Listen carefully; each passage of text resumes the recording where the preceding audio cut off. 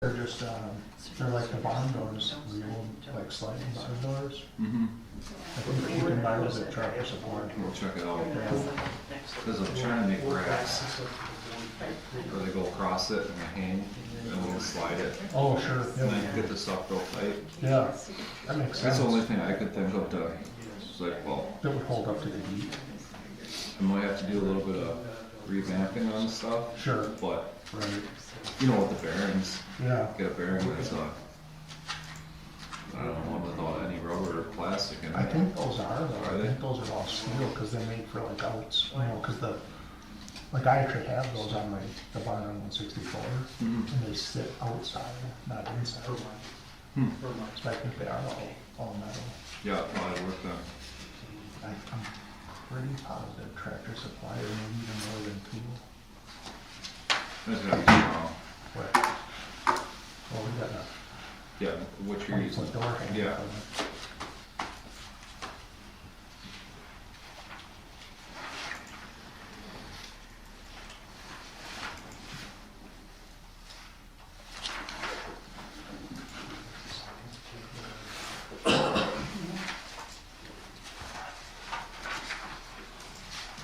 Oh, I thought you were saying literally it's on there.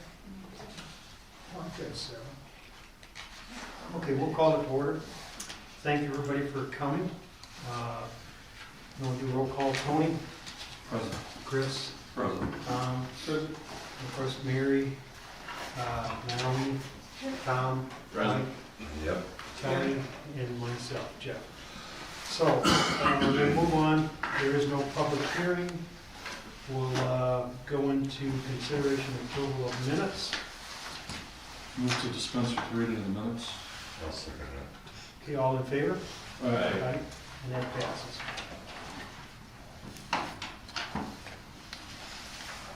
We got page 2, under 6A, new business, second line, it's artistic massage therapy. I believe not message therapy.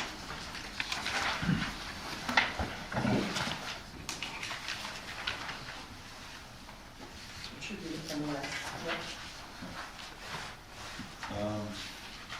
On down into that part A, subpart 2, second sentence towards the right side, Fox River Recreation back in 2019, just a K on the back there. And then the last one I got is on page 3, this is going to new business, number B, almost all the way down to the bottom, last paragraph, first sentence. Goodman asked Fire Marshal Blanc, I think there's another L that needs to be in Marshall.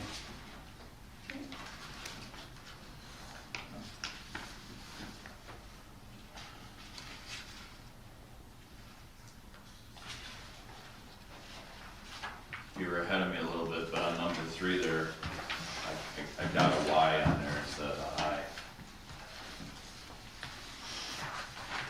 It's not the first page there, number 3. Should be an I. Yes. Yep, yep.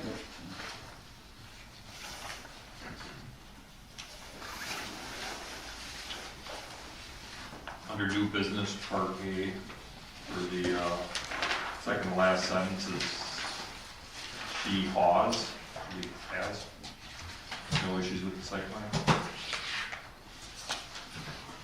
Where are you? Planner Sensky advised that she has no issues on section 6, part A.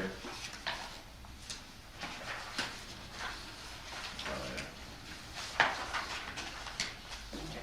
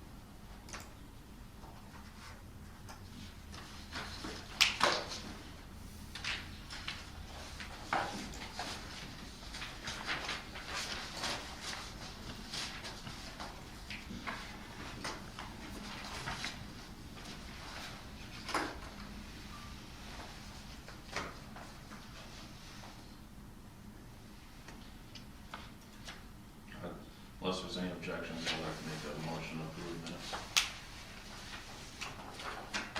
Give it a second. Second. All in favor? Aye. Aye. That passes. Okay, we will move on to public comments. You know, if there are any public comments, please, I guess we don't have to sign in, but make sure Kelly here knows your name and address and all that. Keep it to a couple of minutes. This is your time to speak if you'd like to. Otherwise, please don't interrupt the meeting, okay? Anybody want any public comments?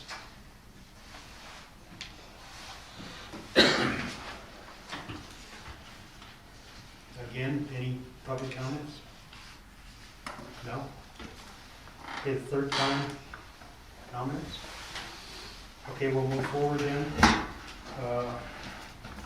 Our next item is old business, and it's basically the review of the extreme exterior property there. I've been advised by the attorney just to table this at this time, so I'll make a motion to table. Can I have a second? Okay, all in favor? Aye. New business, this is review, discuss, and possible action on the site plan of operation requested of applicant Jennifer Zindars, is that how you pronounce it? Dapple Photography LLC to occupy unit number 29 in building 8 of Lake Park Storage Condos, development located immediately east of W229S8650 Big Bend Drive. Current owner of this 1,500 square foot condominium unit is Lake Park Storage Condos LLC. Jamie Peterson, it's Zone B3 General Business District with recorded development agreement and deed restriction upon it. So I think this is yours, Mary. Right, so Jennifer Zindars is a photography professional and currently operates out of the Edgewood Plaza shopping center and space there. But would like to buy one of the condominium units from Damon Peterson at Lake Park Storage Condos and relocate her photo taking location, photo studio I'll call it, to building number 8, the northernmost unit, number 29, is building number 8 in the project. So what I put into your packets are a few things. Most important is the copy of the development agreement and deed restriction for the Lake Park Storage Condos. And if you run down to paragraph number 12 of the development agreement, it talks about the permitted uses in this Lake Park Storage Condos development. They include pure personal storage, period, approvable at staff level. Pure business storage, period, approvable at staff level. Personal hobbyist enthusiast use, occupancy permit can be approved by staff, provided sufficient details are given and there's no uncertainty on staff's part about whether that meets the expectations of what the uses in this development would consist of.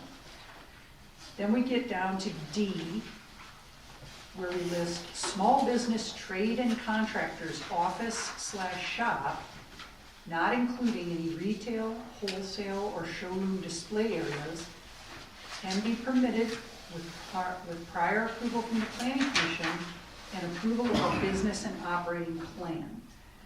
So most of this commission was a part of the review and final approval of the development agreement and deed restriction for this Lake Park Storage Condos. And I think at the time that this was written, we didn't dwell on it in with a lot of emphasis, but we did talk about trade and contractors generally expected to be an electrician with a van and materials he would store in there where he's in and out of the building, go out to his job sites, back to the building to drop off his equipment in his truck and his home. So that's, I think, at least what I personally envisioned as trade and contractors, but I don't want to speak for the commission on that account. So clearly, a use that brings customers to the property for their photo shoot opportunity, and to, you know, I guess I'm envisioning it could be a family. They might arrive in multiple cars. It could be an individual who might arrive in one car. It, you know, it could take a lot of forms, your use in particular. And so one of the questions I asked that could be addressed is, where would customers park? Because you're gonna have customers coming to this site. So I'm gonna go back to paragraph 12, and I'm gonna ask whether under paragraph D, does the planning commission interpret that paragraph, that subsection D in paragraph 12 to say that uses that involve customers coming to the site are among the uses you intended would be permitted here, okay?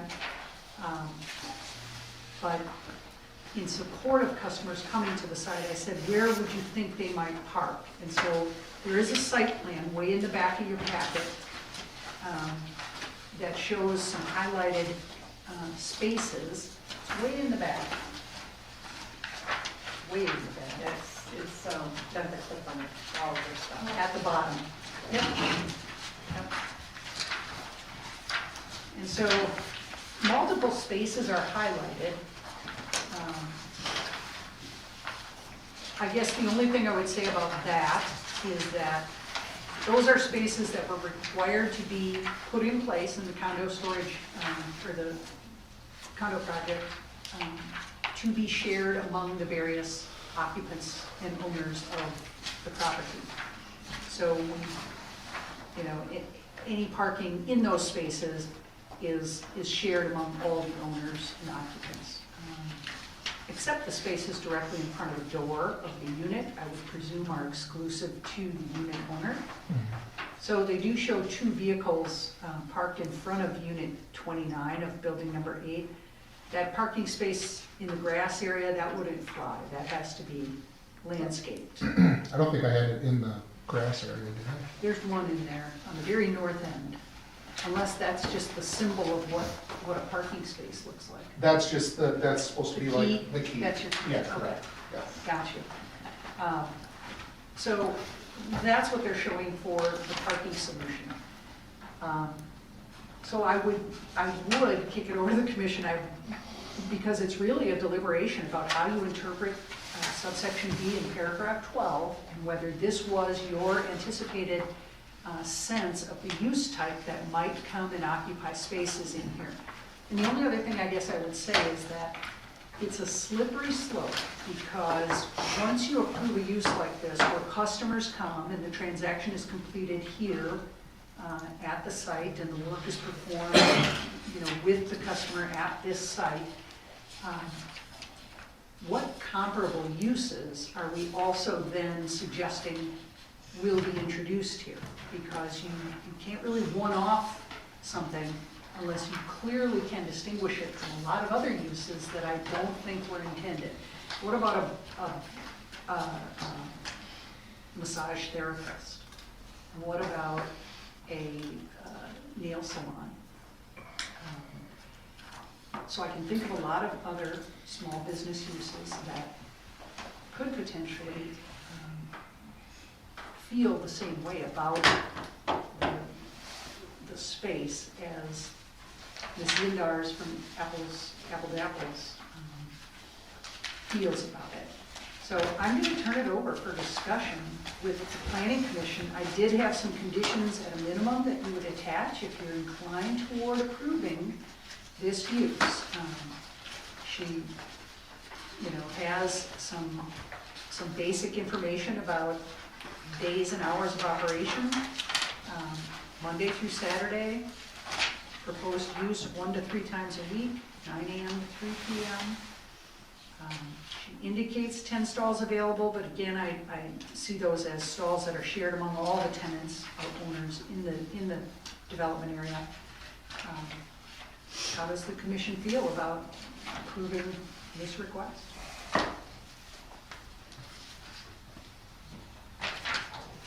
Is this one of the buildings that has a personnel door, or is it just an overhead door? They all have personnel doors. So I see that on one of the plan views, they showed just overhead doors. Remember discussion that this was supposed to be gated? Is that still the intention to have this gated? So how would that work with customers coming in when it's shut? So we had just had a discussion about that the other day, and I think what we'll end up doing is, because again, the cost of a gate, there's businesses in there that are gonna have FedEx, UPS and stuff probably dropping off packages or something periodically as well.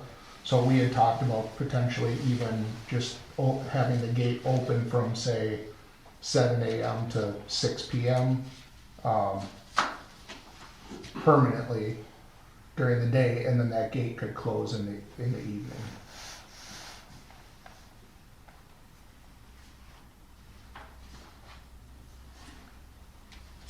And then this parking, now, ADA requirements for parking spaces, you have to have one reserved space as the first space with an egress route.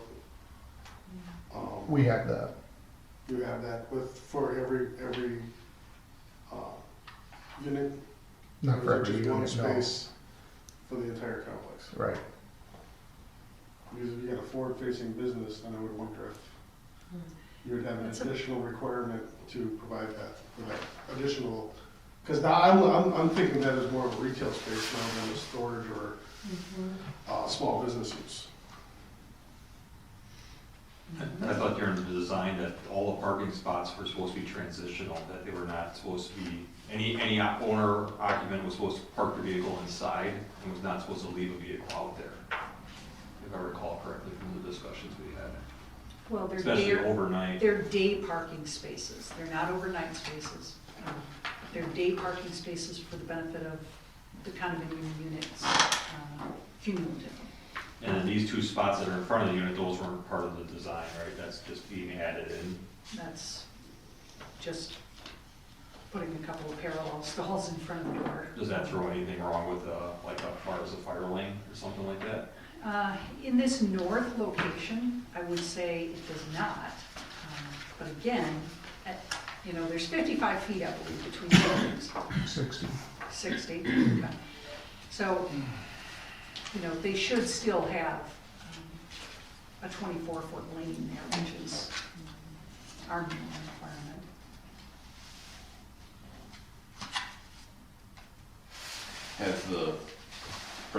Are you the person for it, or did you purchase the building already yet? Or are you just in negotiations to purchase with the hopes of approval? Well, I wanted to make sure that I got approval before I purchased something, right? That's what I'm That's- asking, yeah. yeah. And so, I've talked to the bank already, and so, Sure. and I have like a verbal, but Yeah, I wanted to do it the right way and make sure that I came Sure. here first and sure. before somebody starts running my credit and ties up that stuff. Can I speak to the commission real quick on this? So, we're pretty far along in the process of this.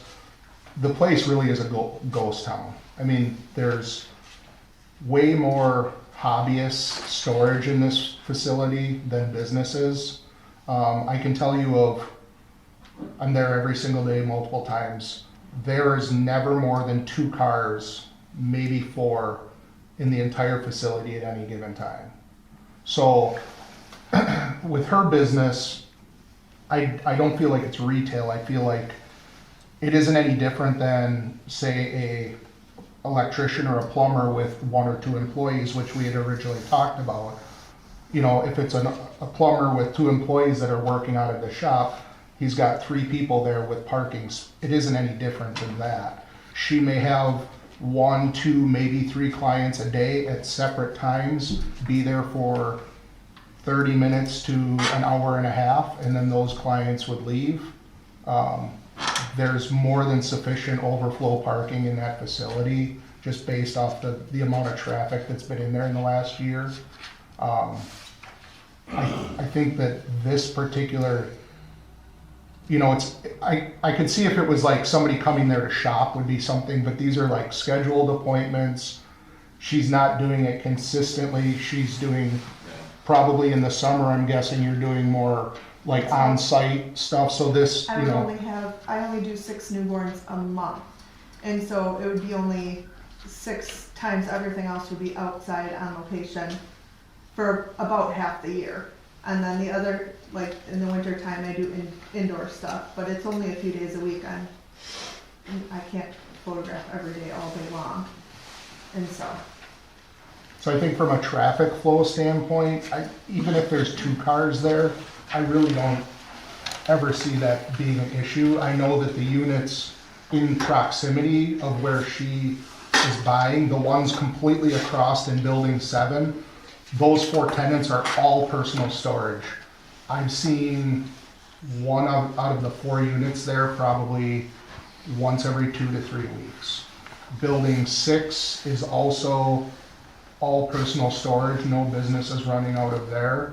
And the other potential buyers that we have in that building right now are all potential storage. So if you take all of those 3 buildings right there, there's no businesses running out of there, which means it's very, very limited traffic. So.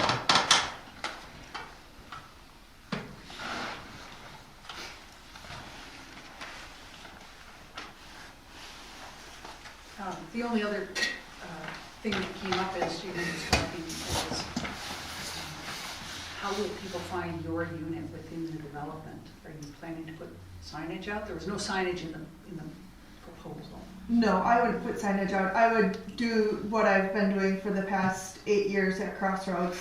Nobody can find me over there anyways either. So I send each one of my clients explicit how to get to my studio, because if you Google search my studio, even that it's appropriate in Google, it'll take you to Papa Stashi's or a blue house or a yellow house off of the road here. So I'm telling everybody I'm across from Big Bend Elementary, next to Crossroads Pizza. I am very explicit to all my clients on where to go. They can't find me where I am right now, so I don't use signage. The signage that's on 164, nobody even uses that. The phone number on there isn't even a valid phone number anymore. So most of my clients find me through word of mouth or on Google or that kind of way. I don't advertise at all. All the buildings are labeled with building numbers and unit numbers.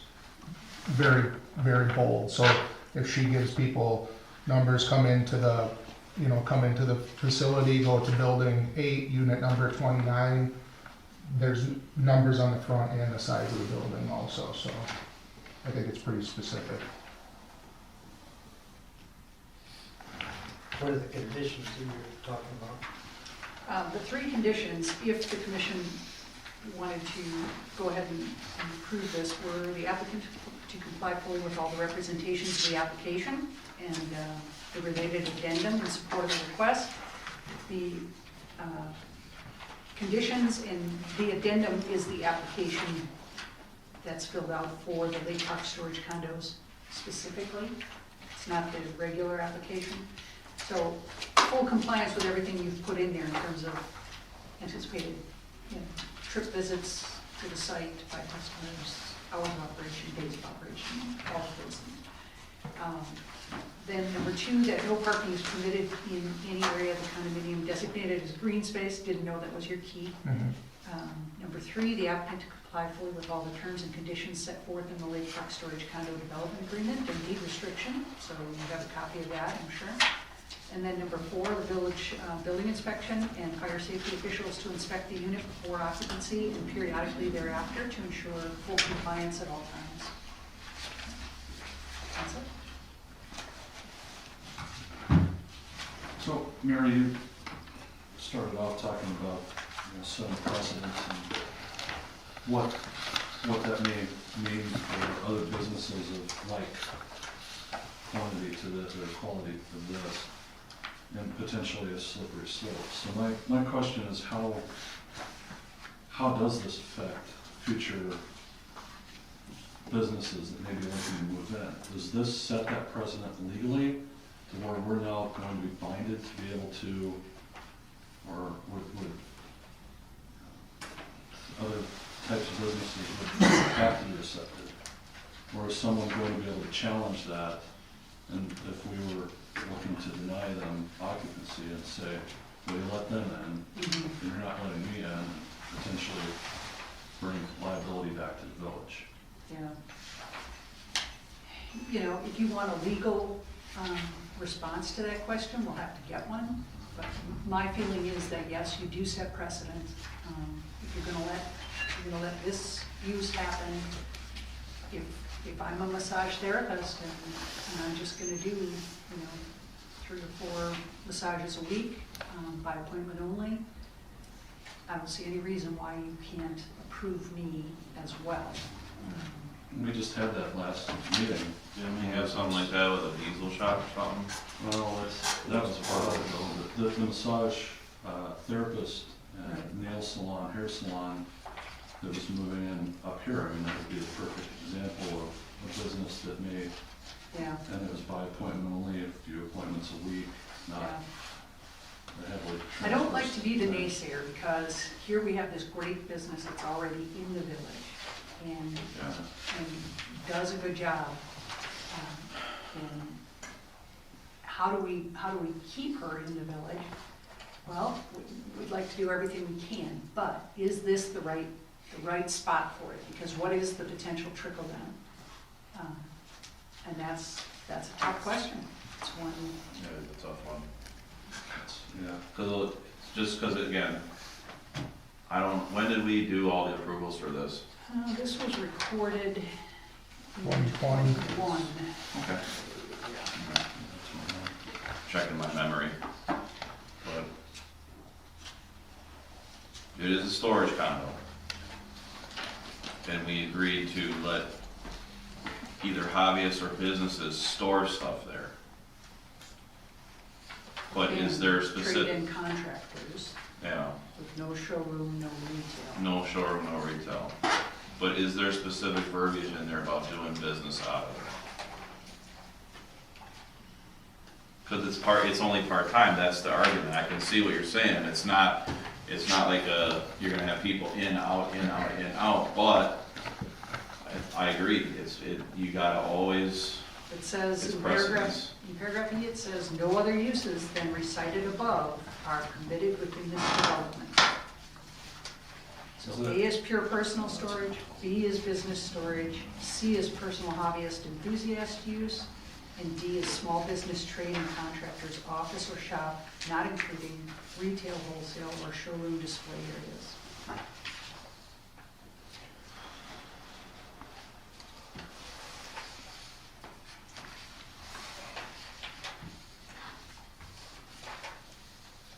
No other uses than recited above are permitted within the development.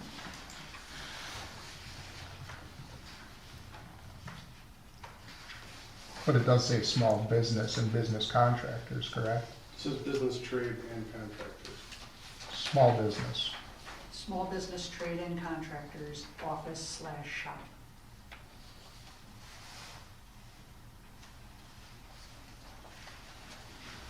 I mean, this is a matter of unintended consequences. I think in this situation, you have somebody who could probably use it adequately, but you open the door for the conversation here. Next thing you know, somebody wants to run. That would be the thing, but, now we have a precedent set and, the one thing here, we make the exception, and next thing you know, it's everybody down the road wants the same exception. Well, don't you kind of have every business has to go in front of the planning commission and be approved. And as far as like the development's concerned, we're sold out. I mean, there's no other units that are available for sale. So I think from the development standpoint, even resale down the road, before somebody sells it to someone and they decide to go in there, they still have to go back to the planning commission to be reviewed. So, yeah, I get what you're saying. It's a slippery slope, but I think this is like the perfect type setup for what she's looking for. And again, you have a local business owner that doesn't want to rent anymore, she wants to buy something, if she can't find anything in Big Bend, which there isn't anything available, she's gonna move out of town, and you guys are gonna lose another local business. I think that's something to consider as well. Can we add other restrictions to help protect us for the future if we have somebody coming in like you're talking about, so we don't end up in some kind of situation? Talking about, to go back to just the developers agreement? We can't change the developers, No, but you're but- talking about attaching conditions to her Conditions. specific request. Yes. Okay. But that opens it up to everyone wants an exception then. You know, we did approve one guy's occupancy where he's moving all that fitness equipment into the building. And I had to respond to him in his occupancy and let him know that it's fine, you can move all of your pieces of fitness equipment in there, but don't plan on conducting any fitness classes or having people come to the site to do that. And he said, no, no, no, I assure you, that's not my plan. These are for my personal use and I study these Right. machines. That never happened anyway, that guy bailed, so. Okay, but that would be a perfect example of, Right. you know, you buy it, you move in your fitness machines, and you have somebody coming to the site, you know, 3 days a week, a few hours each of those 3 days to do a fitness class. I've seen that in industrial settings, industrial parks, in other municipalities where they take the old industrial building and they turn it into something where it's not zoned for, and it becomes, you know, an issue. Yeah. The I don't site think is this zoned. is a zoning issue here, but it's a, you make the exception and then have to argue that exception for the next 20 years. We ran into that with baseball. Where they took an old industrial warehouse and converted it into a baseball practice facility, and it got caught up for quite a while and had to change a whole lot of things. I wasn't involved with it, it was just, Yeah, suddenly there's massive parking demand when the kids Yeah. come for training and stuff, yeah. It was for me, it was as an inspector, it was a CrossFit gym.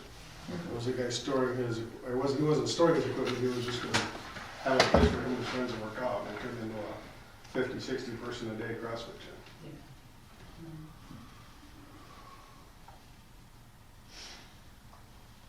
I think you also have the Lake Park Storage HOA as a whole saying too, if all of a sudden all of these vehicles, I mean, again, it has to get approved through the HOA and the homeowner or the association, the people that own these units in here, they also have a say too.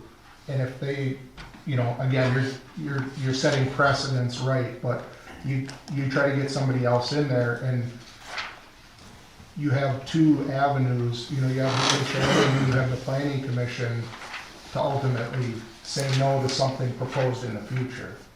I don't think this is that. What if they come at us and everyone wants 2 spots in front of their units? I mean, that's gonna just become a parking lot then, and that's kind of my concern is, it was designed initially not to have all that parking. That's not true. When we designed this, we said that every person that owns a unit could park in front of their unit. Therefore, if there's 42 people in there at one time, there's 42 cars in front of 42 doors. That was the That's transition. Jennifer, that's Jennifer's car in front of her door. Right, which means if there's 42 people in front of 42 doors, that still leaves like over 20 parking spots throughout the facility that aren't accounted for. You see what I'm saying? We had the 10 or 12 in front of the owner's lounge that was like overflow that, again, if one person had an employee, there's now 2 parking spots between each building, which is 2, 4, 6, 8, 10 additional parking spots that are completely out of the main laneways. So you've got 10, over 20 parking spots additional. I remember specifically that Just they spread were, among 40 units. Yeah, I remember specifically that it was, you parked your car, pulled out or did whatever you had to do, and either put your car inside your unit or left. You didn't leave your car there, or it wasn't like permanent parking, it was like transitional parking. That's what I recall from the meetings that we had. That is what was discussed. Because there was a That- concern that about definitely is. the fire lane and having it open and having vehicles in the way, and that was we talked about the specific parking spots being called out, for longer term, I guess, but I thought everything was transitional, that there was not gonna be any permanent parking in front of the units. Is that unit wired for water and sewer? It is.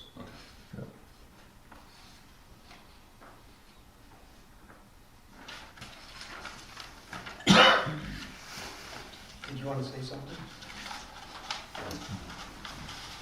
I can't remember. Sorry. I just, from an emotional standpoint, it sounds great.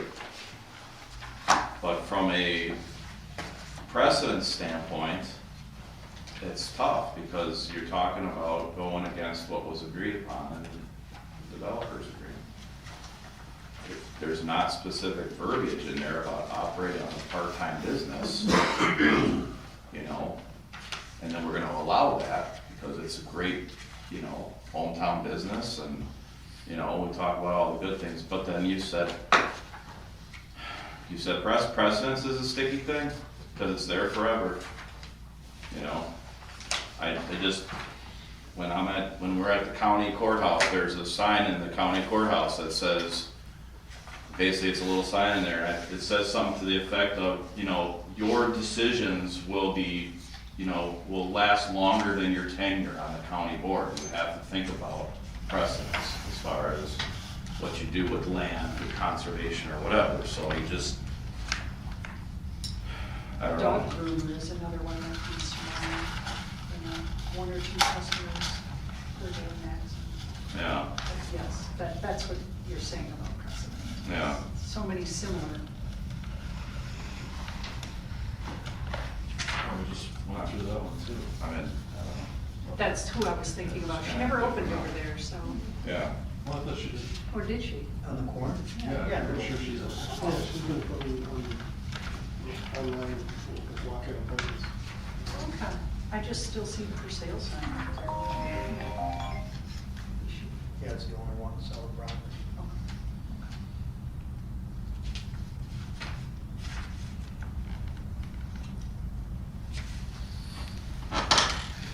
I don't know, I'm indifferent to it. Emotionally, it's a great thing and it's a good thing, and I know you wanna probably sell the unit, and I know you wanna buy the unit, but. It's not about me just selling a unit, because if I don't sell it to her, it'll be gone in a week anyway. Yeah. I'm looking at, again, there's certain situations, certain businesses that I think Big Ben should be opening to welcoming or keeping here. Again, if they're small businesses with minimal traffic, this development has been so underutilized. I agree, but I think that then that should have been considered in the original developers agreement. If we knew in the future that we were gonna potentially ask for us, like, to operate a part-time small business out of there, we should have discussed that prior instead of trying to amend it after the fact. Well, there is part-time small businesses operating out of there. There's a glass company that operates out of there. I mean, but and I just wanna understand, but do they have customers coming there, or are they just making product and maybe selling it and distributing it out of that to somewhere else out of it, you know what I mean? I think 'Cause it every says- once in a great because while it they have says- glass, somebody will pick up a piece of glass or something, but. Sure, but I guess that's what I just wanna understand it better, because it says there's supposed to be no retail space, right? So like if they're doing glass, whatever, it wouldn't be like they have customers coming in and saying, hey, I'm in unit, 28, and you can come in and see my little showroom that I have of glass stuff for sale, but that's not happening, No, right? no. And then I think that's kind of what you're asking for in a different, just a little bit different, though. You want to have people come in to take, do photos and have a business transaction and be there for a little while, maybe only an hour or two. But I don't know that that's what we originally agreed upon with the original developers agreement. What about the other owners that think that this is supposed to be a non-public, secure site, and now you're opening up for public to go in there? I think that's another issue that we could be putting ourselves into, that they're under the assumption that that's what they bought it as. Nobody's under that assumption. I wish you could speak for everyone, but I That's the way it was presented to us, and then I think it was presented to some of the people with personal storage there.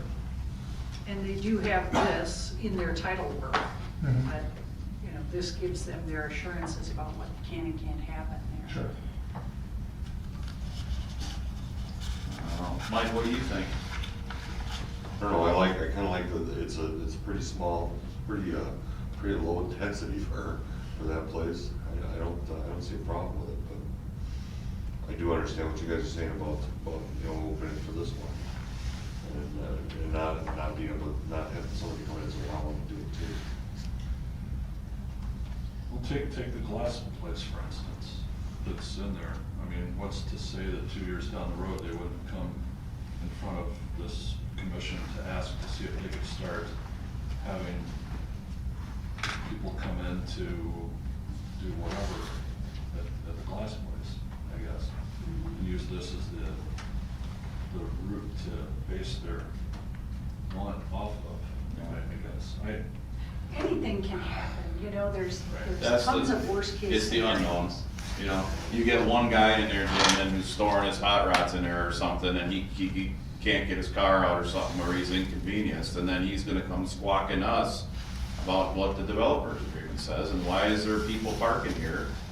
Well, I It think, kind of puts us in, it puts us in the middle, it's not a good spot to be, I guess, but, I feel like that though, they have an HOA for a reason, so they're gonna probably go to that first, yeah. right. before they're gonna come to the town about it. HOA will raise their hand, hey, planning commission approved this, they'll throw it right back in our lap, that's their easy out for that. Well, there's probably gonna be a discussion about it before it goes that far, I would assume. But that's the whole thing though, if we do approve it, we allow it, it becomes an issue, because there's always the unknown, and I always aspire to Murphy's Law, just because I'm used to it. If it's gonna happen, it's gonna happen, so you gotta think ahead of that, and I What don't about know. current owners deciding that they're gonna outgrow this space and do something different with their needs and continue to own it and sublease it to a dog groomer? You know, You know, now you're gonna have 40 individual condo owners who can, you know, lease out their buildings to their units to businesses of all different sorts. That because this first, you know, Sure. this first barrier Yeah. got knocked down and the gates opened, the floodgates opened, you know. That's my concern. At a minimum, the more we talk about it, the more I feel like it may be best to get a village attorney opinion, and my feeling is that he's probably gonna say, in his recollection too, that this was not intended yeah. for service. But Providers. like you're saying if this doesn't move through, you could sell it by next week. I mean, do you wanna sit around and wait for an attorney's opinion to see whether or not that is a viable option? Well, I think, she wants to get something figured out because she has a lease agreement with who she's with. Yeah, And B, now we're kicking this thing down the road another month. right. You know,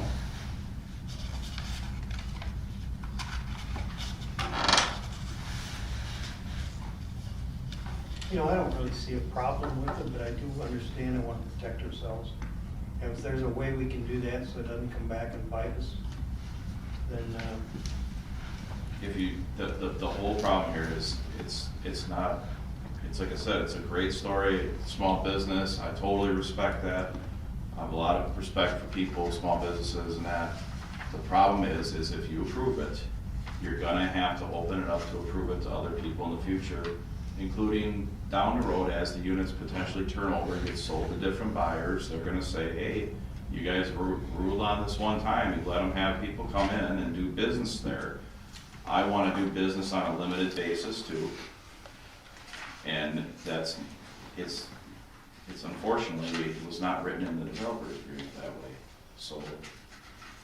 So it's not even just something like this, it's any decision we make at the planning commission on any other issue, is that open for discussion, or to be bent or twisted, be moved around or manipulated, or, I just, It's It's not always a precedent, everything you do, because Yeah.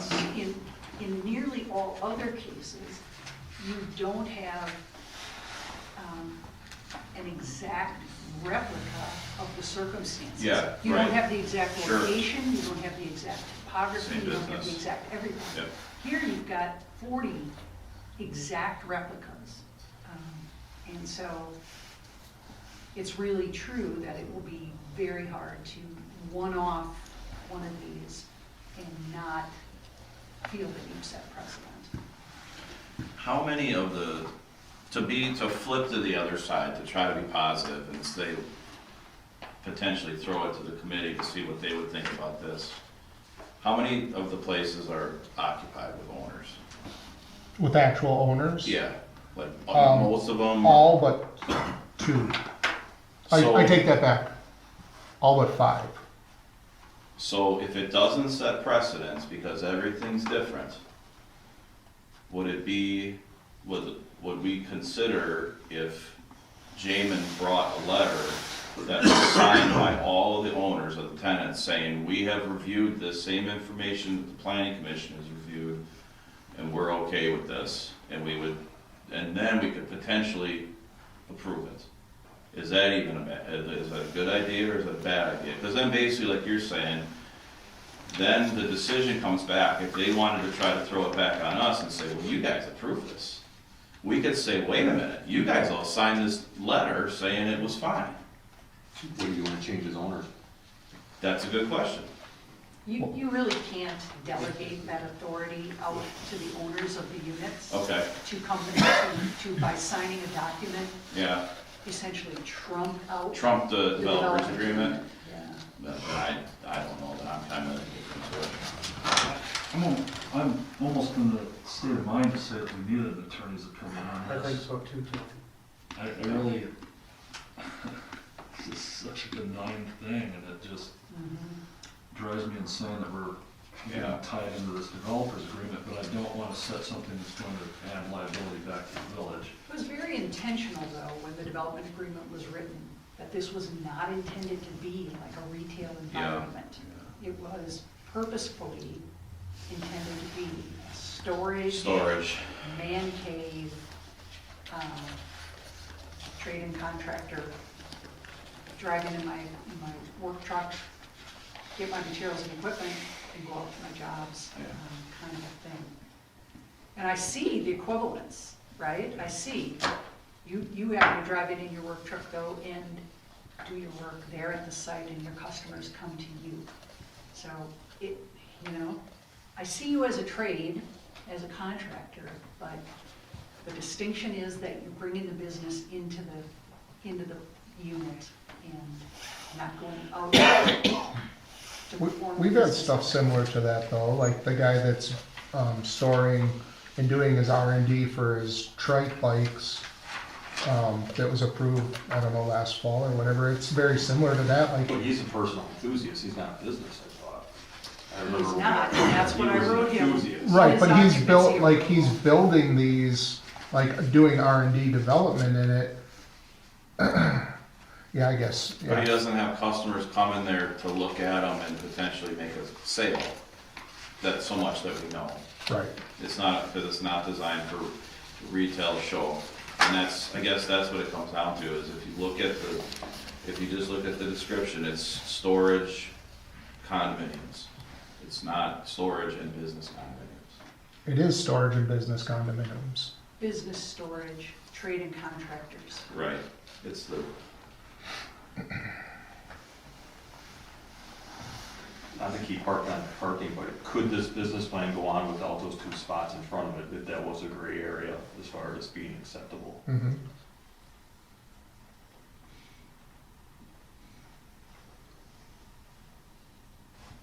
There's 6 spots within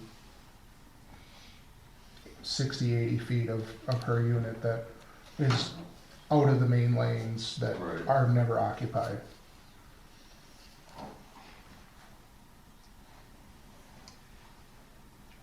I guess we could kind of beat this up all night if we wanted to, but I guess I kind of feel like we should temporarily punt if there is a chance that we could do it, it would be that we punt and get a opinion from the village attorney to see whether or not it is viable for us to amend, like make an exception to the developers agreement, and that could potentially set precedents and see what his opinion is. That would be my motion to ask for opinion based on your recommendations and our discussion tonight, to ask the attorney, village attorney, what he thinks. So your motion basically is to table it, take it to the attorney for an opinion then, correct? Yes. Okay, I'll second that. A little bit further discussion. Okay. Just to try to bring it faster than maybe planning commission next month. Is it possible if we get an opinion back from the attorney that we could wrap this into a special meeting of planning, like before our board meeting next week? We could probably push it up Or and not. have the board. Is it next week? Yeah. Yes, Or is that too, that's a week from now. or is that too quick? To get the attorneys, what's that? I I don't- just said we could try and get his, Yeah, I think we could Response get, back. get the Schober's opinion. I mean, they're pretty familiar with this, right? very, Oh, So, So will you be contacting him then? Sure. Because I've been here. I'm trying to make it so. No, I greatly appreciate that. I'm just trying to That's- figure out how do we do it. So is How the do we- planning commission's consensus that if the village attorney feels like this isn't an issue, that the planning commission would be okay with it? I would say for me, I would say tentatively, maybe. If the, I don't know.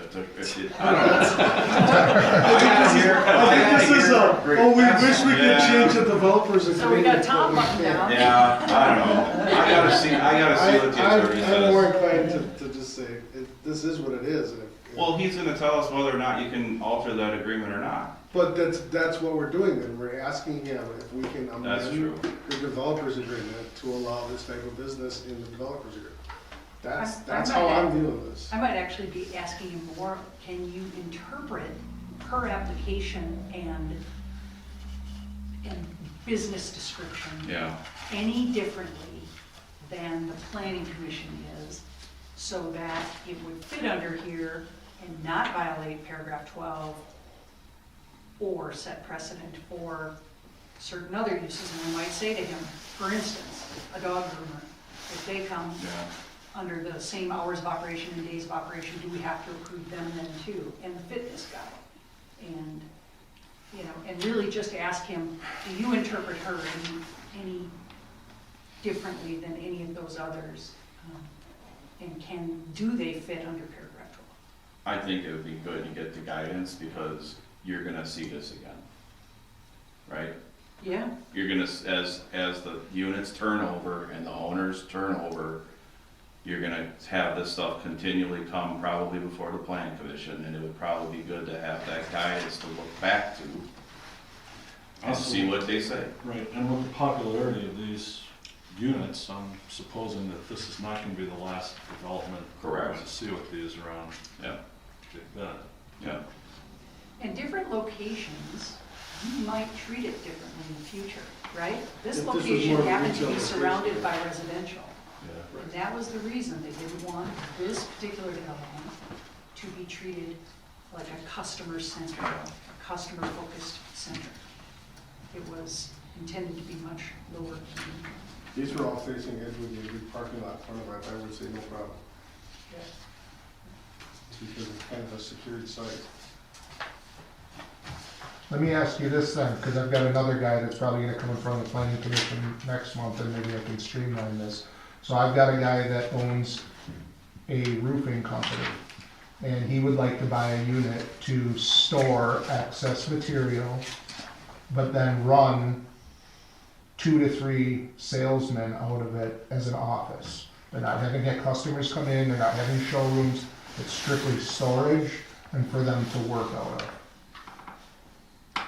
That would fall. I believe it That says, fits- That would it says fall under office in paragraph there. Yeah, that fits what. That means the Contractor's developer's office agreement. is a permitted use. Yeah, so that's kind of the issue here, it's the wording. If the wording said we could do this, I think we would all jump on it and just do it. But the wording says that we can't, we're not supposed to allow this as part of the original developer agreement. Office space is definitely permitted if it says it in there. I So believe. if she was to be using this for office space and develop, well, you don't develop photos anymore, but altering them and using that as office space and storing her, Props. crops and stuff like that, then that's a completely different story. Yeah. I think the hang up is the public. It's the You're- public showing up there. It's you gotta be got- considered retail, I would assume. Yeah.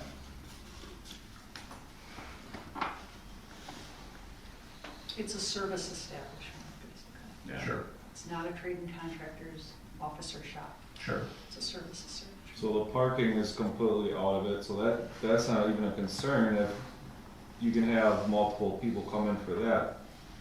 So the biggest deal is her not having, or what, however it was written up. So Supposedly. take a picture of somebody else coming there.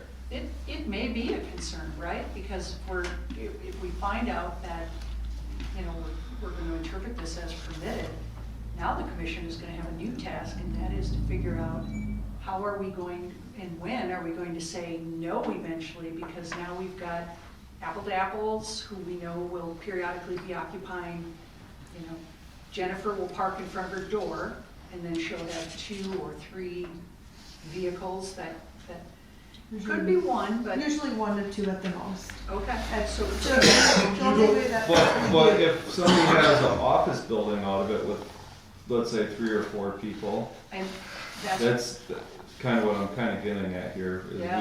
we made a long discussion about parking, well, apparently the parking isn't that big of a deal if it's an office space, but if she has a customer to come, that's a big ordeal.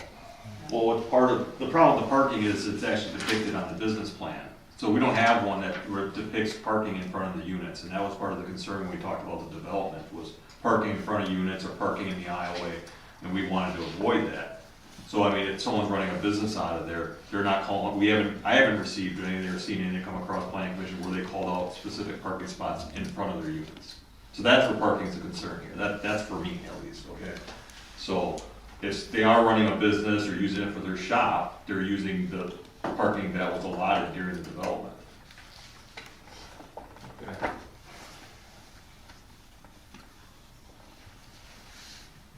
and how many of those can this development support? And do we just approve the first few that make it through, and then say, "Ooh, that's it"? But how is it any different than a guy having it for a man cave and every Saturday and Sunday he's got 2 or 3 buddies coming over with their cars and them just hanging out in their unit? Because that was approved for that. We asked about that, about having it as a hangout, and you told us that wasn't gonna happen. That's why the extra spaces are built into the project area. That's why, the. But again, if we're spaces. saying man cave type space, you can't assume that the one person is always gonna be there. It's- When I asked that, when we were doing the development, I remember asking, saying, well, what happens if this turns out to be a hangout and it's a party place at night? And you told me, you assured me that that wasn't gonna happen. That wasn't designed for that. Well, yeah, at night after hours, but I could see people coming in and, again, a couple guys with a couple cars pulling in and whatever, wrenching on them during the day or something. Doesn't mean they're gonna all pull their same cars. I'm just saying, where do you differentiate the two? All of this is theoretical, all of it could happen, Well, it does happen. I mean, but at the same token, you're also not talking about the 70% of the units that actually are storage and the 70% of the units that people don't show up on a regular basis. So it's kind of offsetting each other. for now, we have to always look at it globally. Well, then when the development was established, the parking should have been set up for a what if in the future. What if every single space was set up for contractor storage, where 1 and 2 man, you know what I'm saying? I mean, you could go back and forth and what if? But again, at the same token, you have the HOA that is overseeing all of this before it even gets to planning. It's no different than like, I'm gonna use Lake Park as an example. You can't have a shed in Lake Park, right, Tony? You can now, we modified it. Okay, but let's just say you haven't modified it. You can have a shed in Big Bend, right? So if Big Bend approved a shed and somebody put a shed in Lake Park, but the HOA didn't approve it, you see what I'm saying?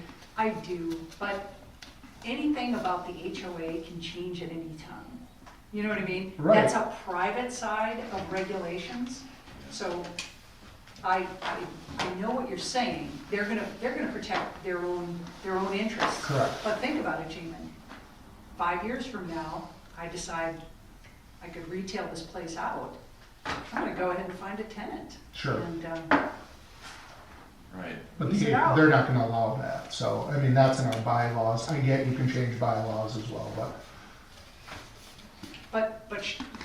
The other thing too is, what if you allow some kind of retail to start happening out of there, and it's allowed by the planning commission,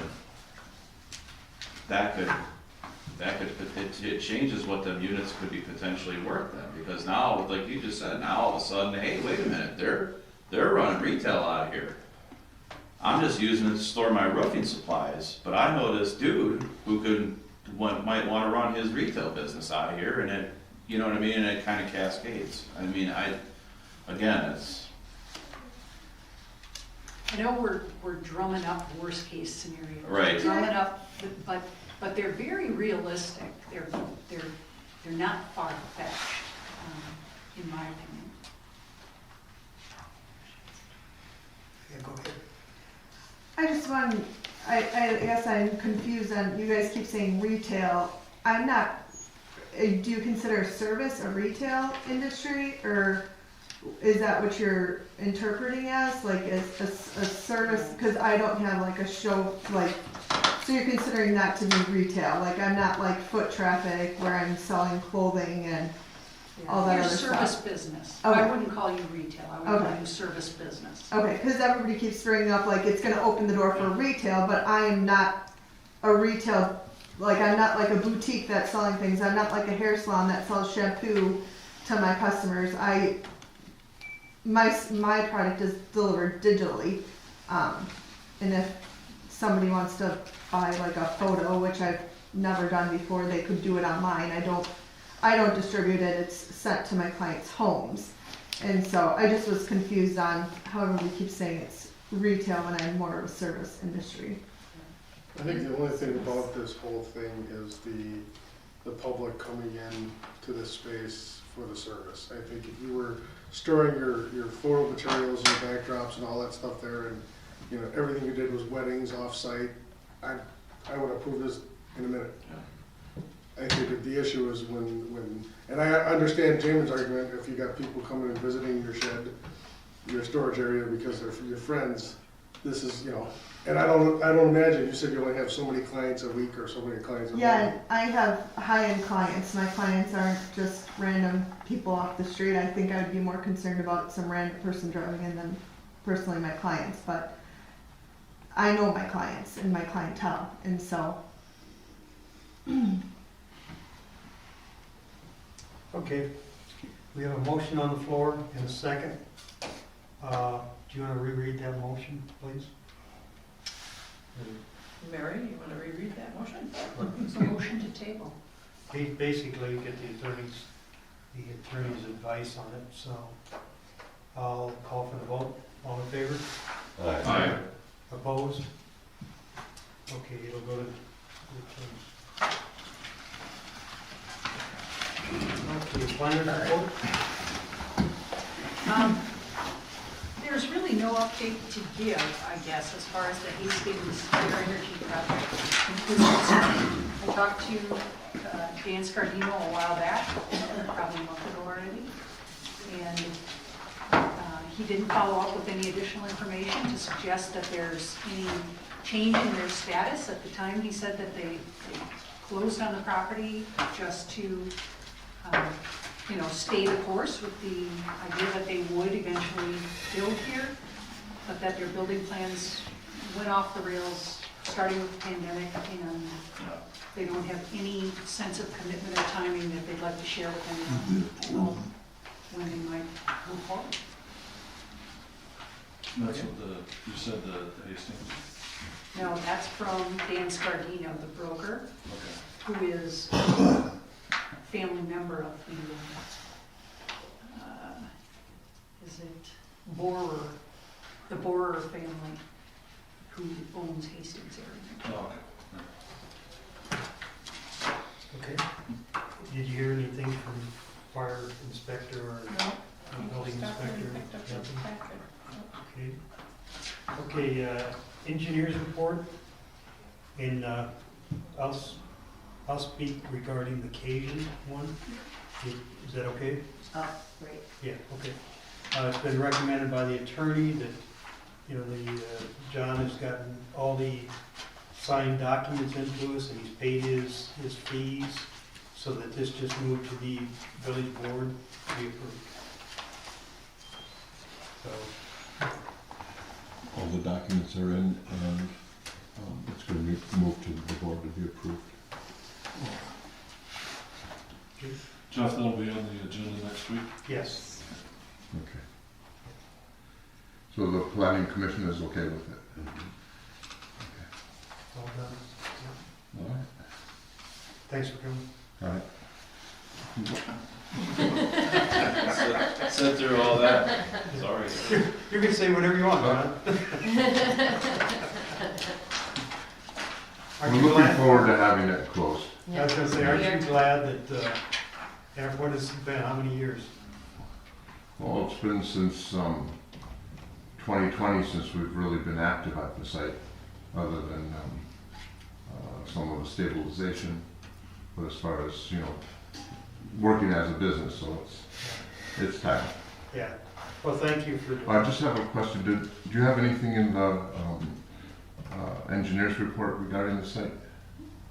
Okay. All right, we're all set. All set. Yep. All right. Thank you. Okay. See you, most of you next week. Okay, thank you. Douglas Court? Oh, You want to? no, I was gonna tell him to come this back it up.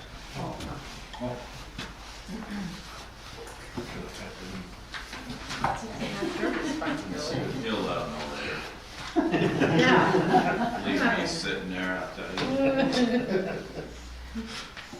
The Take it next, off his wallet, I'm sorry. the next topic is Douglas Court, final approvals, completion and acceptance of improvements and required documents or agreements. We're still waiting on the revised stormwater maintenance agreement. There is, I don't know what to say other than I think he's having a hard time getting his engineer to update the document. There's also, it was dropped off, there was a document dropped off, unsigned and old today at the village. So I'm gonna have to follow up with, some explanation, I believe, of why this document is required, which is because it's in the village ordinance. It's also part of their Wisconsin DNR and our 216 permit that they got, which they had to have a stormwater maintenance agreement for long-term maintenance of the stormwater management facilities. I did talk to Will, Engineer Hein, and he reminded me that this development, Douglas Court, was attached to Guthrie Estates initially, and that it was outlets, I think 2 and 3 of Guthrie Estate that were then subdivided again to become the subdivision. And there may be a tie-back in that original subdivision agreement that takes care of the stormwater facilities and may go all the way back to Guthrie Estates. So we're gonna do a little research on that to see if that is the case. Just, we all paid, when we moved in, we paid HOA fees for the Guthrie Estates. You do? Yes, Okay. that was all That's- part of. there we go. So how would that work if the stormwater? There's an existing stormwater retention pond. In that same lot, in that same outlot. In the same outlet and along Guthrie behind you. So even though that the one directly for Douglas Court was heavily modified, Yes. it would still fit back into the original? It's in the same area, it's in the same outlet. No, I mean for the actual plans, the, The stormwater maintenance or the, because you're looking for the documentation for the maintenance of the stormwater. The maintenance of the stormwater, so the maintenance agreement, oh, it's for the if, maintenance agreement, okay. okay, Pertaining just to the Douglas Court developments. right, so we wouldn't need a separate maintenance agreement for the pond of Douglas Court if it's included in the subdivision area of Guthrie Estates. If that agreement covers that that area because it's in the same outlet, then it would be under that homeowners association, which they're a part of. Okay. So if that's all tied together, this may be a document that would be redundant. But doesn't it spell out the specifics about the pond that was constructed to support the Douglas Court development? So what we could do is make an amendment to the original to add this new pond. That's correct, because it wouldn't specify this pond as a Right, piece there's of a the phase- facilities. Yeah, The Douglas Court phase was an add-on because there was something with the property as far as the Guthrie Estates was developed and then this was not fully owned or something was different Yeah. with this. And I could probably go find it out from my neighbor, how that happened. Are you part of the homeowners association, or do you know who? Yeah, well, we have a homeowners association, but there's not like an active, Yeah, homeowners Okay. association. It was, when we bought the lots, we paid for the mailbox and the fee and the lamp post and the HOA thing, and that was it. And it wasn't, I asked after the first year, are we supposed to pay dues again? They said, no, there's so much money in the account, if we need money, we'll tell you. Wow. That was literally Yeah. the HOA, that was Joe Kellenick was the president of HOA. yeah, but I think Joe came in and it sounds like the HOA does not want to have maintenance responsibilities with stormwater, so they may not get a choice in that if there's a recorded document. So I have to do a little digging to see how we're gonna file this. So there was a stormwater management agreement that For was Guthrie Estates. originally for the Douglas Court development. The development agreement and the stormwater Yeah. management agreement went through approvals at the village, but never got signed Yep, or recorded. that's right. And so the Fine. village attorney interpreted those documents as enforceable because they were approved by the village, Mhm. despite not being signed or recorded. Mhm. So, did we ever amend that development or that stormwater management No, agreement to that's what I've reflect been the trying to change? get him to do. Okay. Is to amend it and To reflect the to changes in the reflect the design? changes, yeah. Yeah, okay. So one option there would be if we can sort out if it needs to be a separate document and it needs to be amended, or if the original document be amended. The one thing that we can do is, like we would if you had a grading issue on your lot and you're not fixing the grading, we could say, within 30 days, we need this document updated. We've asked. If you are not gonna do it, we're gonna do it and charge you. So I have all the information in my files on the new where the location of stormwater pond is, etc. Will or I could write up that new document and reflect the changes. He would have to agree. The problem with that though is if he doesn't read it, and then he does sign it, and then later he doesn't like something, and he's like, oh, you weren't representing my interests because you work for the village. It can be messy, but. How long have you been looking for this document? Waiting for it? Oh, long time. Months and months. Last July, August, when they were finished. Well, when I first started here at the village, I asked for it, because They had when they- finished the pond though. they had changed the plans, and at the time I approved the change of plans, before the pond was built, was when I noted that we needed this updated. So that would be That 2 was years way ago. before that, yeah. So just hypothetically, if something happens to that pond and it shifts, gives away or something, we have a 100-year rain, who's responsible then if we don't He have? is, because he was responsible for the developers agreement and for the stormwater maintenance agreement that we don't have signed. Shover said it's still binding. The stormwater maintenance agreement hold the developer accountable for a certain amount of time for, Perpetuity. yeah. So, that developer, I'm not sure if you've heard, but publicly he's exclaimed that he's not ever going to be in agreement with any perpetuity or anything more than like sign off on it and I'm done. So I'm sure that that's probably why he hasn't given you the final drawings back, because it finalizes that. I say, no mas. 2 years, last July, whatever it is, it's too long. It hangs the liability out on their homeowners association to a certain degree. I know this is not a votable motion thing that we can do, but I would highly encourage to get the attorney involved and put whatever we need to onto it. If it's a notice of violation after, give them 2 weeks to get it in, whatever it is, but it needs to happen. Enough's enough. Well, if you find that document that ties it back to Guthrie Estates, then it doesn't matter.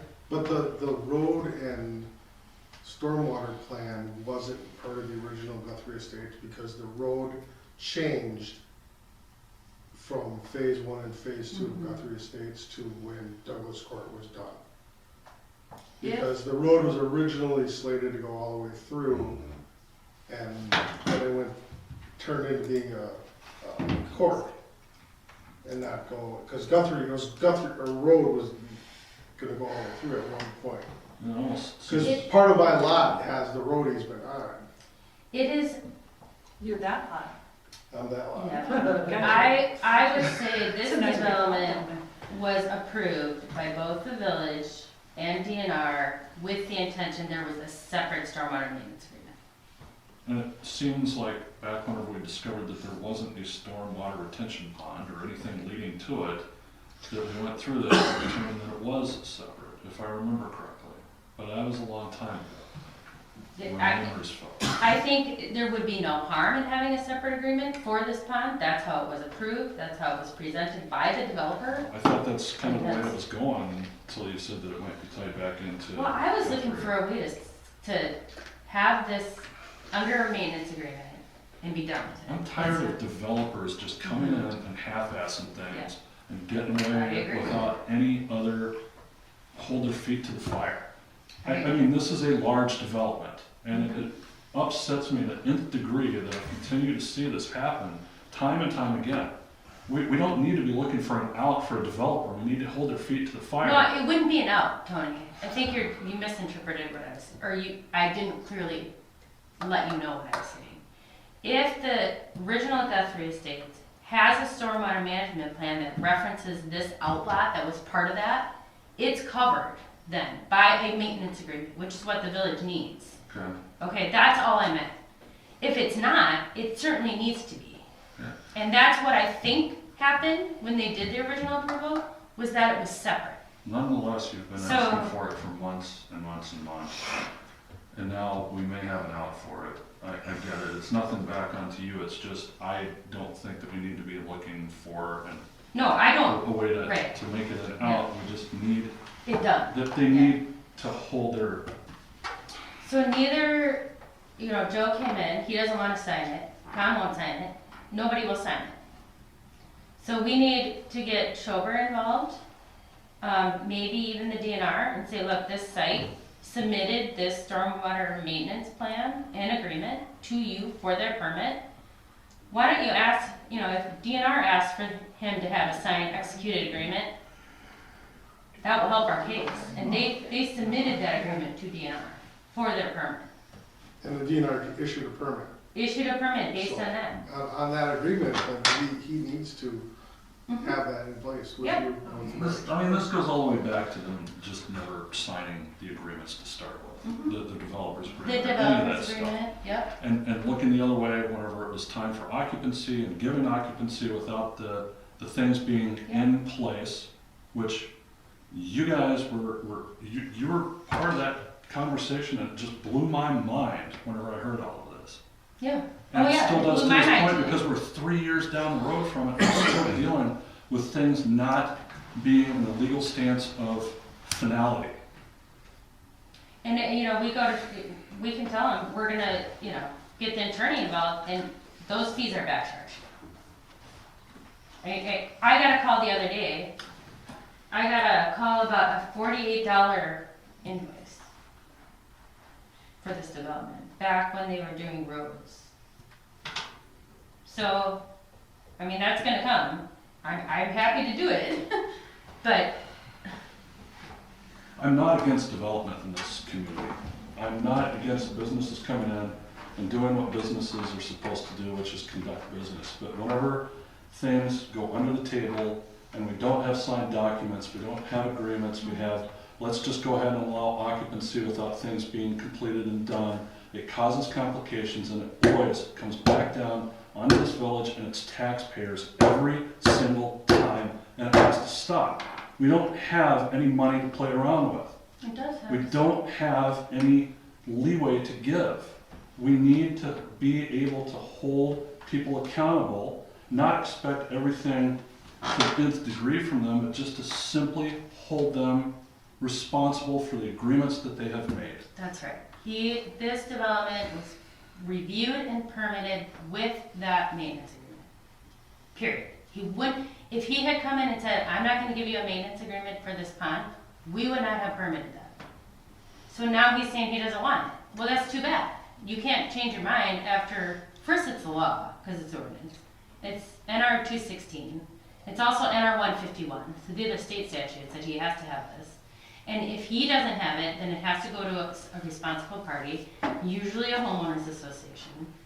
And it's, I don't know what else to say. He has to have it. What happens if he doesn't sign it? That's what Mike Schober's for. I don't know what happens Well, I if he think doesn't sign that- it. It but- shouldn't fall on, it shouldn't fall on the homeowners to come up with this as an afterthought, to come up and sign any agreement. That's something he had in place when he got the permit for the DNR, so that should stand. I have no argument with that. I think I- Mike has already said that, Yeah. you know, it's in play, it's in place, whether he signs it or not. So that's kind of Mike's opinion right there, from what I understand. And, you know, so if we, to your point, we can give him 30 days or whatever we want to give him to either do it, or we do it and we bill him for it. And I have no problem with saying, go ahead and do it, and we bill it back to the developer. It just seems like at this point, it's just gonna try to elongate it in perpetuity until it just goes away.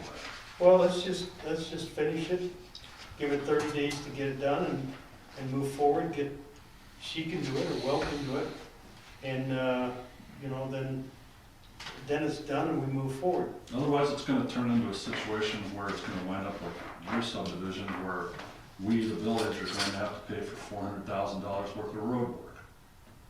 Well, and to your point there, your comment about, I think a lot of this stuff has stopped, Tony. I believe it has. This is all stuff from well before There's, and you anybody can, sitting on this. Yeah. you can go to every single subdivision we have here and pull up something like this.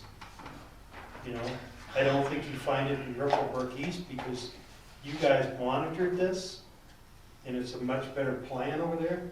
I know Ripplebrook West is, you have a different planning commission, which I respect, I think you guys are doing a good job. And you have a totally different board, you know, the last few years, which does not seem to allow any of this stuff to happen. Yeah, this is all stuff that was from Absolutely, a so, long time ago. you know, unfortunately, we keep kicking back to that, but we just have to learn that lesson. Like you say, don't set precedent, make a good decision and move forward. You gotta be careful. Yeah, You so, do gotta be careful. and like I said, I think you guys are doing a great job with it, the board's doing a great job with it. We take our fair share of criticism, but planning and board, that's for sure. But give them So, 30 from the days and developers. then, You know, yeah. I just don't think it's fair for you to keep chasing They have around. their We own got other things to do. We're all busy. Ask the attorney to send him a letter This- saying, hey, This you gotta document get you're it gonna done. create, that's a back chargeable, Yep. the fees for that. So I guess, you Yeah. know, Jeff, if you would be the one to give her a directive to do it and make this a done deal so that it's no longer. Get a letter sent out to him to say, you do it within, say, April 1st, that gives him March to get it done. And if he doesn't have it to the village, you're gonna do it and you're gonna bill it at whatever your cost is to bill it. And then once the document is updated, then I think it should come back for the plan commission to approve it as Okay. a part of the final documents for the Douglas Court. And then I don't know what happens then if it doesn't get recorded. I don't know, I'm sorry. Is that something that we record as a village then, or he is supposed to as a developer, or what? He's supposed to sign it, and the village signs it. I don't even think there's a village spot. He signs it, and then it gets recorded against the properties, you know, against the subdivision. So that it's at the county documents, when you go into the county, you click on it, it's one of the things, like a plat that you pull up, you'd see that recorded document. So what if We could record it. Can you record anything against any lot? Like, Technically, they're supposed to record anything that you bring to them that's in proper form, but I don't think it would be enforceable if it's recorded and not signed. and not signed. That's where I don't know. I can update it so it reflects what's out there, what would be in the best interest, but is it enforceable? You know, at what point makes it? ask Mike that? I believe that conversation needs to start now, because again, that developer, and I reiterate it several times, has said that he will not sign anything that has a maintenance, anything about maintenance next Tuesday, let alone perpetuity.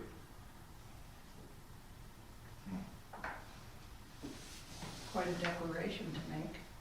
Well, that wasn't his exact words, I don't think he said Tuesday, but Yeah, what he doesn't want to do is to have to be responsible for that thing forever. You know, he wants the homeowners association to take it over, like I would guess most homeowners associations have already done. Can So you, if or, that legal language isn't already in place, he can't. yeah. So Do you have, like, your homeowners association, does it have like rules and regulations or guidance? There were covenants when Yes. we got we put our offers on the lot, that we received the covenants. If you don't mind, or I can contact Joe. Joe I think- Colmack is the one that I would, yeah, if you want to contact him, he can. Okay, I think we need to see that, because if you're in that homeowners association, and if the homeowners association documents say maintenance of stormwater management facilities, that's how it's done the right way, is that, including those yes, built for the benefit of this redivided lot 3 and redivided lot Right. 4 of Guthrie Estates. right. Oops, sorry. That's how it's done the right way, is that when the developer comes in, then they set up their homeowners association, it has covenants, it covers the maintenance of stormwater management facilities, and then there's the maintenance agreement that goes along with it, that transfers the ownership from the developer to the homeowners association, and then that is the and then it's signed. It could be signed by Mr. Khan, but it says homeowners association, you know, because at some point, he's the owner, you know, he's the homeowners association himself, until the house is sold. Then it transfers to the homeowners association, then those two work together to make it. And then you and I talked about the homeowners association, if it is disbanded, That happens when homeowners then association. it goes to the homeowners anyway. Yeah, then you look back at the old document and you see what lots are referenced in that homeowners association, and then it's divided by lot. If you have to go in and maintain it. So, not that I wanna be here all night.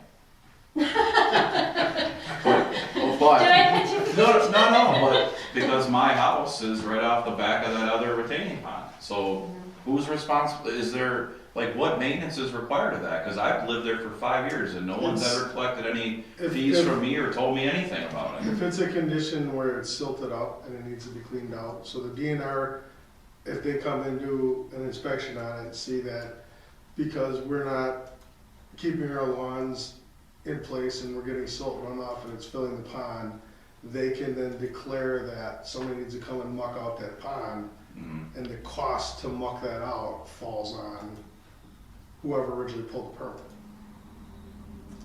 And what that maintenance agreement So you mean the developer that pulled the permit?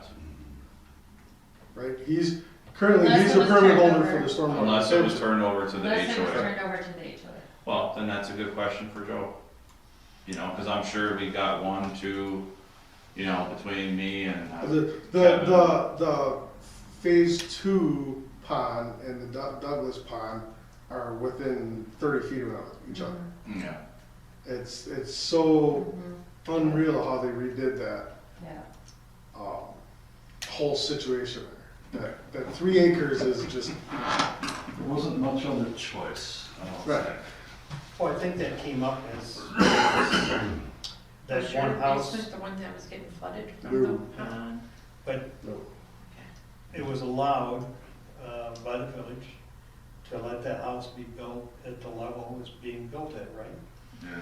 Instead of sticking to that and make them bring it up to where it really needed to be. Otherwise, that pond would have been just fine, correct? On the original? I came in right at the end. So, The I think- original pond design was approved, Right. yeah, and then the and house, then the house that would have been the first one to the direct south of that pond Yes. was allowed somehow or another through what I was told, quote unquote, handshake agreement, to be able to be adjusted like tens of feet to the north, which put it into the floodplain of that pond. The pond was then subsequently never built. The house was allowed to, and the rest of the houses were allowed to gain occupancy without the physical civil structure being in place. yeah, Right, and I think that that's when I individual came in, yeah. And That that's what individual the was- timing was able to build a walkout, and that was another thing, wasn't it? Is there a walkout on that property? No. On the- That one is not a walkout. The It's a next two to the half, like south. a lookout. They I have, think they yeah, call it's it- a lookout, yeah. but it's not a walkout. But anyway, let's move forward with what we discussed. Let's try to wrap this up with that and move forward from there. You'll talk to Mike Schober Schober, and then I'll also contact Mr. Khan and Joe. and Joe. Yeah, let's wrap this Yeah, thing that's up with that. Yeah, I do too. And like you say, another good lesson of why you don't do the handshake Joe's and number? shuffle and everything He else. just texted me the other day. Did we have any correspondence, though? No. No? You have the next meeting set here, or, no, it's kind of set on its own. Okay, Tom, I know you don't want to go home, but you want to give us an adjournment? I would like to make a motion to adjourn. Second. All in favor? Aye. We're out, thank you. Next meeting, I think, is the 23rd of March. 23rd. Is there going to be an intent? Oh, Planning board, village board? Yes, if Mary can get It's the 4th. the attorney to do I their think thing. we go on the This 4th thing. Thursday. I'm You at a planning conference, before the village board? coming Yeah, home to from have a conference a in meeting Michigan, but I should be back by Lake Park Storage. Uh, 110 miles. Do we need to bring it back through planning? or It's like right in the middle, it's in Lansing, I think. It's a long drive. So it's gotta be Across the, planning, they wanna set. Can you take the ferry? When does So the that ferry we have to start? go another month, otherwise Right. it's never something. Okay, I guess we could set it up for a special meeting. It doesn't run I don't know in if we'd winter. be able to get in before. I wanna end up like the Edmund Fitzgerald told me. What time is You know. the board meeting?